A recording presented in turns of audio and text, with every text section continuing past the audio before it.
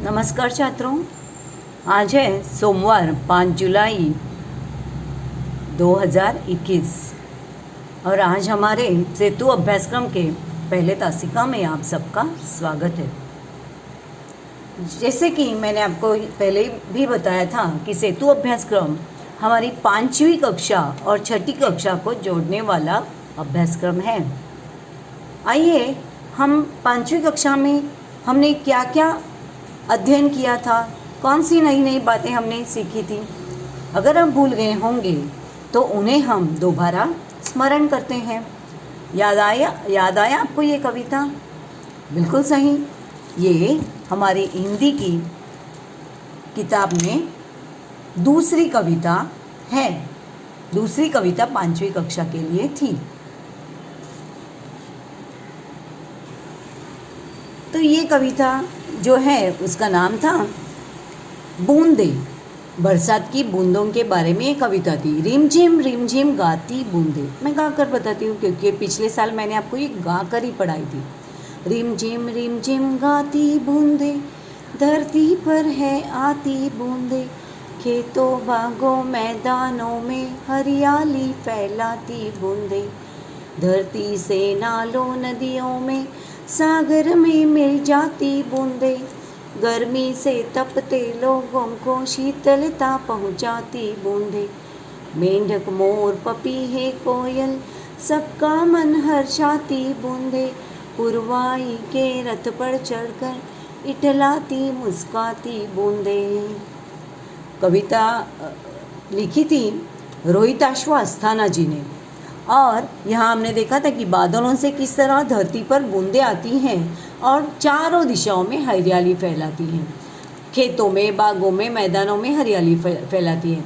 फिर जो धरती इतने दिनों से प्यासी है उसे पानी मिल जाता है।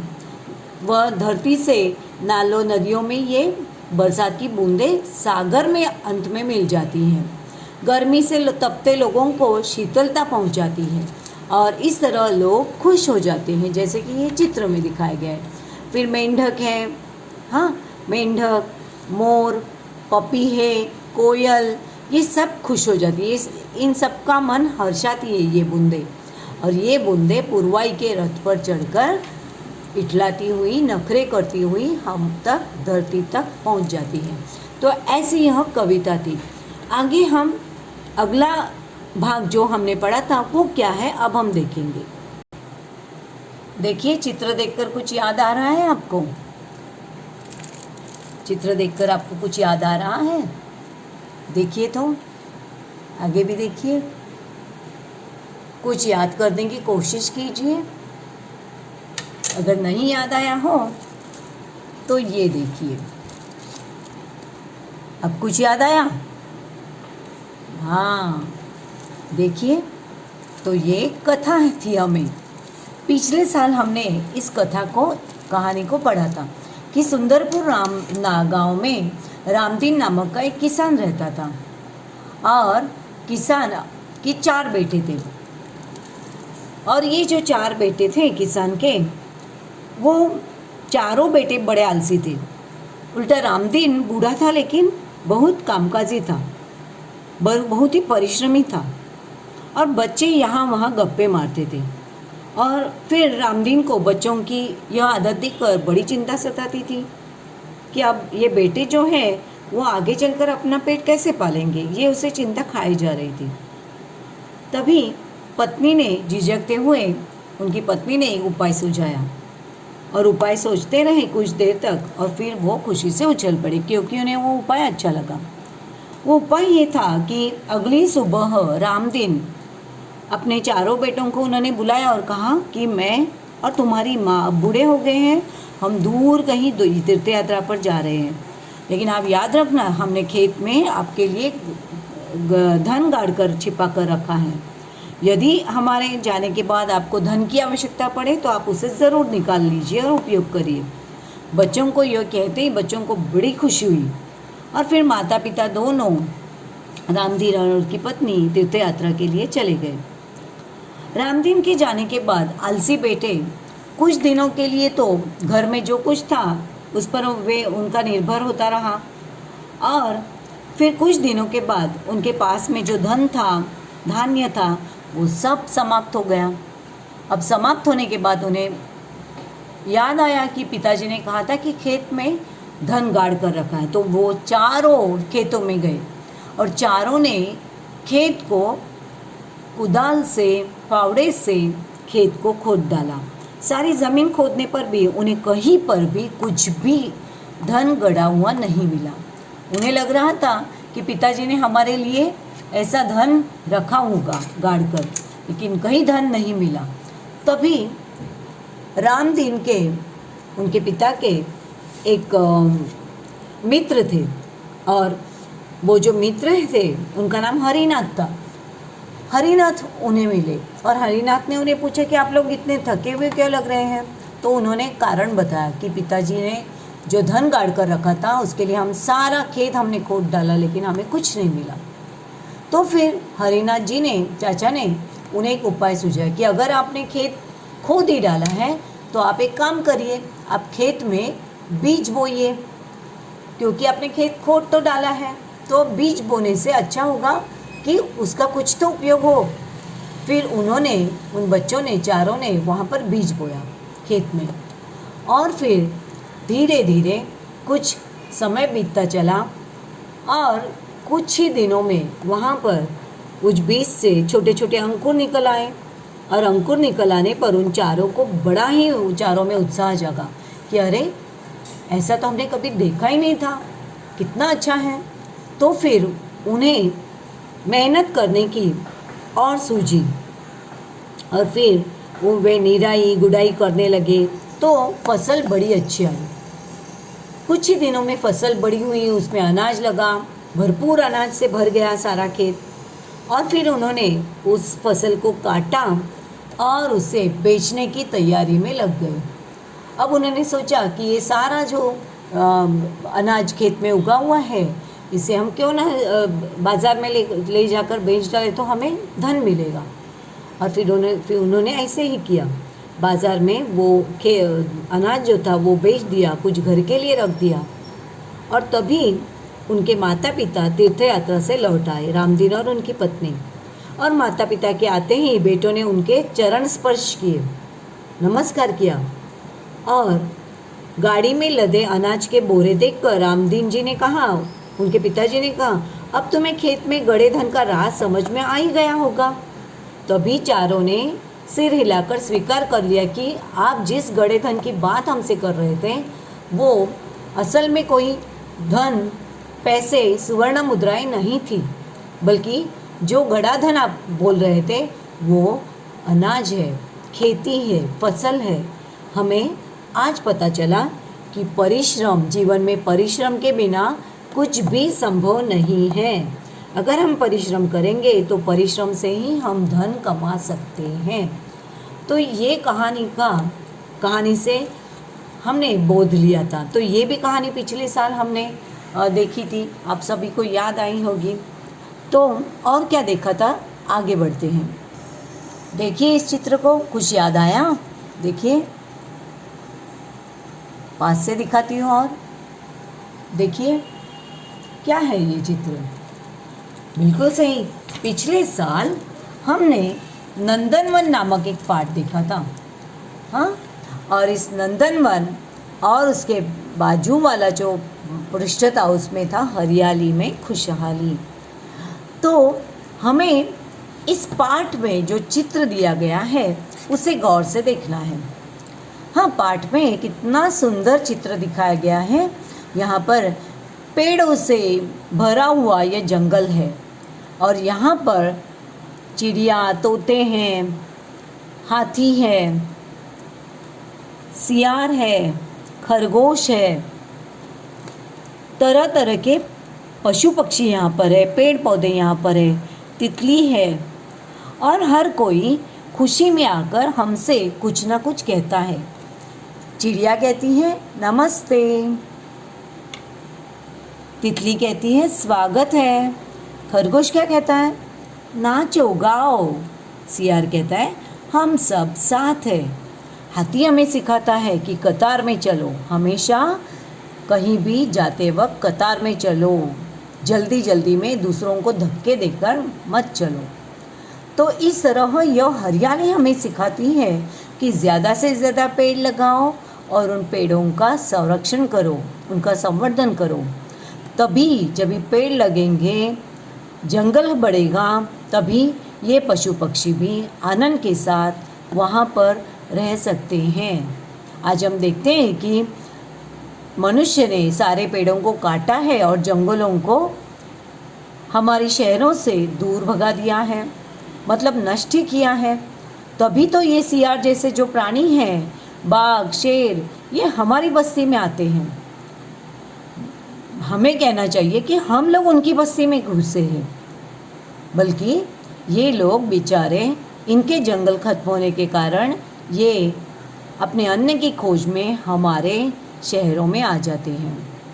फिर यहाँ इस चित्र में हमने देखा था हरियाली में खुशहाली, पर्यावरण का महत्व हमें यहाँ दिखाया गया है। पर्यावरण में जैसे सजीव है वैसे ही निर्जीव भी कुछ चीज़ें होती हैं। सजीव यहाँ पर तोता है जो हमसे कहता है प्रणाम, मछली है जो हमें कहती है जल ही जीवन है, ये बक है बगुला, यह हमें कहता है नमस्कार। यहाँ पर छोटे पानी के पंछी हैं जैसे कि बत्तख है, मेंढक है किनारे पर, ये कहते हैं आओ खेलो। ये मगरमच्छ है, ये भालू है, ये हिरन है, तरह तरह के पशु पक्षी यहाँ पर है। और जो नाम हमने अभी लिए ये सारे जंगली पशु पक्षी हैं। इनका निवास जंगल में होता है। अगर जंगल में हम ये जो सजीव हैं इनके साथ साथ निर्जीव भी हैं, वो क्या है? सजीवों में इन पशु पक्षियों के साथ पेड़ भी हैं। हाँ, पेड़ अपनी जगह से दूसरी जगह इनकी तरह जा तो नहीं सकते, लेकिन है तो सजीव। निर्जीव बातों में चीज़ों में है ये बड़े बड़े, ये छोटे बड़े टीले, ये छोटे बड़े जो पत्थर है वो, ये इन टीलों से बहने वाला झरना है, पानी है शुद्ध पानी का झरना। हाँ, तो ये सब जो है वो निर्जीव हैं। लेकिन ये सजीव और निर्जीव जब साथ में रहते हैं तभी पर्यावरण बनता है। अगर हम इन चीज़ों को नष्ट करेंगे तो इनमें रहने वाले या इन पर निर्भर रहने वाले ये पशु पक्षी भी हमसे दूर हो जाएंगे या दुनिया से नष्ट हो जाएंगे। तो हमें ऐसा नहीं करना है, हमें हरियाली को बचा कर रहना है, तभी सब खुशहाली में रह सकते हैं। तो चित्र में चिड़िया हमें क्या कहती है? चिड़िया हमें कहते हैं नमस्ते, प्रणाम। हाथी भाई हमसे क्या कहते हैं? हाथी भाई हमें कतार में चलने, हाथी भाई हमें कतार में चलने को कहते हैं। खरगोश क्या कहता है? खरगोश हमें कहता है नाचो गाओ, मतलब नाचने और गाने के लिए कहता है। कुछ याद आ रहा है इस चित्र को देखकर? क्या है ये चित्र? ये चित्र हमने पिछले साल देखा था, लेकिन इस चित्र के साथ साथ और भी एक चित्र था जो कि उसी के पड़ोस में था।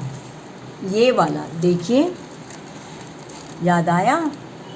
ये है गांव और शहर, दूसरी इकाई का यह पहला पार्ट था। याद आ रहा है आपको? हाँ, तो इसमें हमने चित्र वर्णन किया था, आपको कुछ याद भी आ रहा होगा। ये एक गांव का चित्र है, ये एक गांव का चित्र है। आशा है कि आपको यह चित्र पूरी तरह से दिखाई दे रहा है। गांव का चित्र है, इसमें गांव का रहन सहन एवं वातावरण दिखाया गया है। यहाँ लोग कच्चे मिट्टी के घरों में रहते हैं। यहाँ यातायात के लिए कोई बड़े वाहन तो नहीं दिखाई दे रहे हैं, लेकिन यातायात के लिए यहाँ पर साइकिल है, ये छकड़ा है। छकड़ा मतलब बैलगाड़ी, इससे बैलों से जोड़ा जाता है। तो यातायात के लिए यहाँ पर साइकिल और छकड़ा जैसे यातायात के साधनों का उपयोग होता है। खेती के लिए यहाँ ट्रैक्टर का भी उपयोग किया जाता है। जगह जगह आपको पेड़ पौधे दिखाई दे रहे हैं। देखिए यहाँ पर पेड़ है, हाँ यहाँ पर पेड़ है, यहाँ पर छोटे छोटे पौधे दिखाई दे रहे हैं पाठशाला के आंगन में। यहाँ घरों के आसपास भी बड़े बड़े पेड़ दिखाई दे रहे हैं, जिसके कारण वातावरण स्वच्छ और शुद्ध रहता है। गांव में विद्यालय खुल गए हैं। विद्यालय के पीछे की तरफ एक शौचालय भी बनाया हुआ है। यहाँ पर बिजली की व्यवस्था होने लगी है। देखिए यहाँ पर ये बिजली का टावर आपको दिखाई दे रहा है। यहाँ पर बिजली के खंभे हैं। ये जो बिजली है ये सौर ऊर्जा से ये बिजली चलती हैं और यहाँ पर इलेक्ट्रिक की लाइट भी जलती हैं। तो यहाँ पर गांव में जगह जगह पर बिजली के खंभे खड़े हैं, बिजली के दिए यहाँ पर लगे हुए हैं, तो यहाँ पर बिजली की व्यवस्था है। गांव में पीने का शुद्ध पानी कुएं से मिलता है। कुआं होता है गांव में, तो यहाँ पर पीने का शुद्ध जल मिलता है। ये औरतें जो हैं वो जल भर रही हैं, यहाँ पर पानी भर रही है अपने जो बर्तन है मिट्टी के उसमें, तो ये कुएं से पानी लाते हैं। लोग यहाँ पर मिलजुल कर रहते हैं, साथ काम करते हैं तथा खेती साथ में करते हैं। यहाँ लोगों के घरों में पालतू पशु भी पाए जाते हैं। पालतू पशुओं में कौन कौन से यहाँ पर दिखाई दे रहे हैं? देखिए यहाँ पर गाय भैंसे हैं, यहाँ पर बकरियाँ दिखाई दे रही हैं, कुत्ते पालते हैं घरों की और खेतों की रखवाली के लिए, और यहाँ पर मुर्गियाँ भी पाली जाती हैं।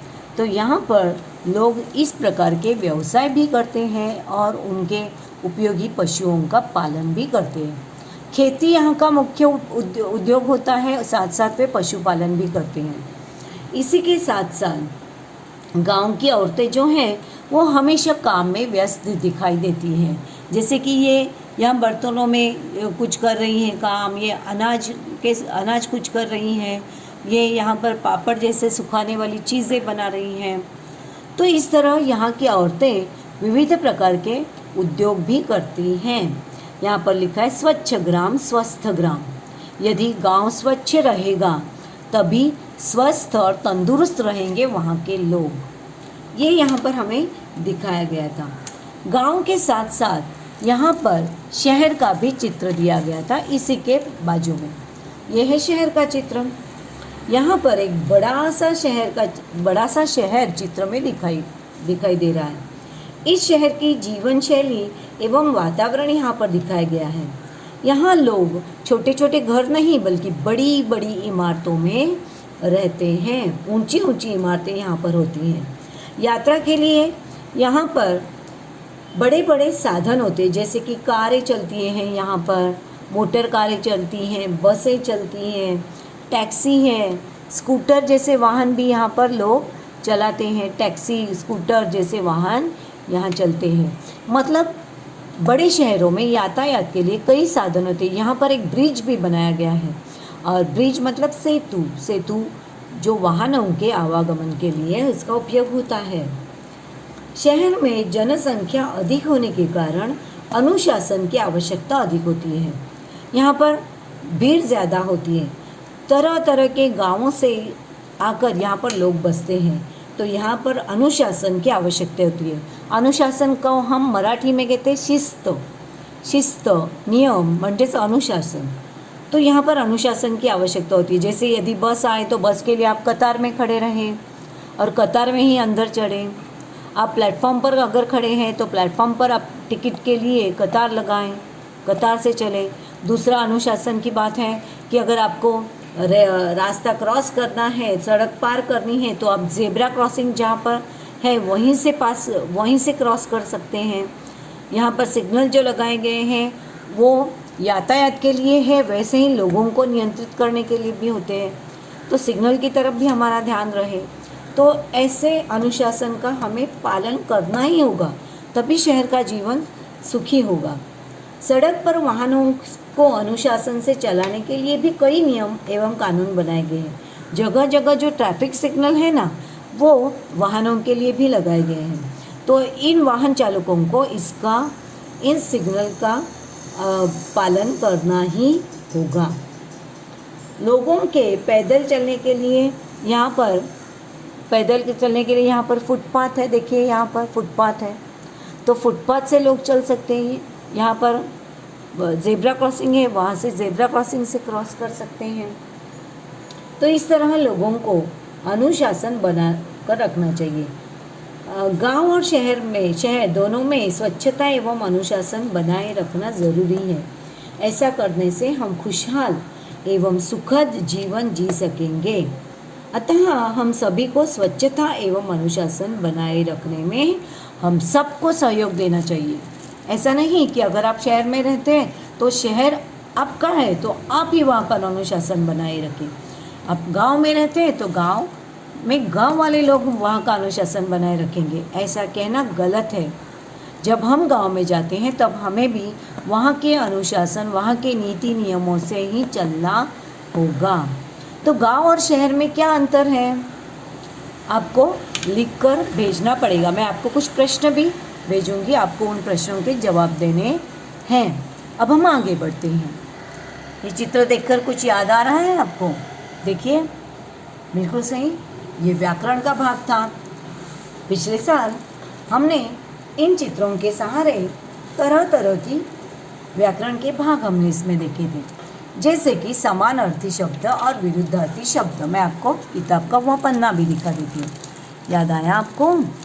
देखिए, तो इस पृष्ठ पर हमने समानार्थी और विरुद्धार्थी शब्दों को सीखा था। जैसे कि आँख को समानार्थी शब्द है नेत्र, वृक्ष पेड़, पंछी पक्षी, पुष्प फूल, द्वार दरवाज़ा, चारपाई खटिया, सवेरा सुबह, प्रातः, केश बाल। ये है समानार्थी शब्द। इसी के नीचे हमने विरुद्धार्थी शब्दों को भी पढ़ा था, जैसे कि दिन के विरुद्ध है रात, कम अधिक, कम पंछी अधिक पंछी, चाय गरम तो आइसक्रीम ठंडी, संदूक बंद है, यहाँ पर संदूक खुली है, ये लड़का ऊपर है सीढ़ी के और ये अब नीचे आ गया है, ऊपर नीचे, छोटी गेंद बड़ी गेंद, सुखी व्यक्ति दुखी लड़का, दरवाजे के आगे खड़ी है, यहाँ पर दरवाजे के पीछे खड़ी है। तो इस तरह के समानार्थी और विरुद्धार्थी शब्द भी हमने पिछले साल पढ़े थे। तो अब यहाँ पर आपको एक गृह कार्य भी दिया है। इसमें आपको समानार्थी और विरुद्धार्थी शब्द जो सूचनाएं आपको दी गई है वो पढ़कर आपको ये काम करना है। जैसे कि यहाँ पर चित्र में देखकर समानार्थी और विरुद्धार्थी शब्द आपको लिखने हैं। यहाँ पर समानार्थी शब्द लिखने हैं इन शब्दों के, और यहाँ पर विरुद्धार्थी शब्द। ये क्या काम है, इसमें आपको यहाँ पर दिया है अर्थ पहचानो और सही जोड़ियाँ लगाओ, ये काम है। यहाँ पर समानार्थी शब्द दिए गए, जैसे कि आपको एक समानार्थी शब्द की जोड़ी यहाँ पर दिखाई गई है। अब आपको आपकी कॉपी में ऐसा चित्र नहीं बनाना है, आपको सिर्फ शब्द लिखने हैं। जैसे कि माता डैश करके आप माता का समानार्थी शब्द लिखेंगे माँ। वैसे इन्हीं तारों में आपको एक दूसरे के समानार्थी शब्दों की जोड़ियाँ चुनी है, वो शब्द लिखने हैं। यहाँ पर इस चक्री में आपको विरुद्धार्थी शब्दों की जोड़ियाँ चुनकर लिखनी है और मुझे भेजनी है। तो आज हम यही रुकते हैं। आज हमने सेतु पाठ का पहला लेक्चर पूर्ण किया है। अब मैं आपको कुछ गृह कार्य करने दूंगी, आप वो उस गृह कार्य को पूर्ण करके मेरे पर्सनल नंबर पर उसे भेजिए। हमेशा हम लोग क्या करते हैं, हमेशा हम लोग हमारी कक्षा के ग्रुप पर अभ्यास भेजते हैं, लेकिन आज उस ग्रुप पर कई 3 विषयों का अभ्यास आने वाला है, शायद मराठी, हिंदी और अंग्रेज़ी का। तो उसमें मुझे आपका हिंदी का गृह कार्य ढूंढना थोड़ा कठिन होगा, इसलिए आप सबसे निवेदन है कि जो गृह कार्य आप भेजेंगे उसे मुझे पर्सनल नंबर पर मेरे भेजिए, और उस गृह कार्य के नीचे आप लिखिए आपका नाम और हिंदी गृहपाठ, ऐसा लिखकर भेजिए। आपका नाम वहाँ पर होना चाहिए ताकि मुझे पता चले कि ये गृह कार्य किसने किया है। तो धन्यवाद, घर पर रहिए और सुरक्षित रहिए।